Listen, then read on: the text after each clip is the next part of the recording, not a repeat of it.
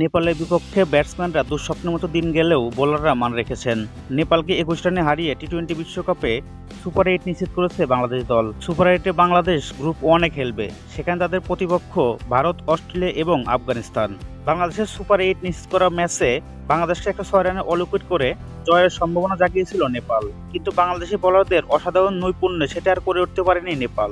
বল হাতে দুর্দান্ত পারফরমেন্স করে শুরুতেই নেপালের ব্যাটসম্যানদের কাবু করেছিলেন বাংলাদেশের তানজিম সাকিব। মাত্র ২৬ রানে তুলে নিয়েছিলেন ৫ উইকেট। ৪ ওভার বল করে মাত্র ৭ রান দিয়ে ২টি মেডিন সহ তুলে নিয়েছিলেন মোট ৪টি উইকেট।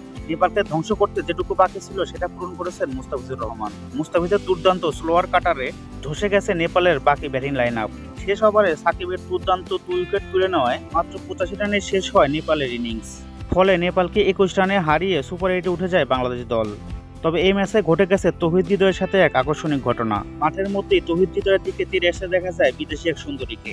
ঘটনা বিগত দেখে ছুটে আসেন নিরাপত্তা কর্মীরা এবং সেই মেয়েকে মাঠ থেকে বের করে নিয়ে যান।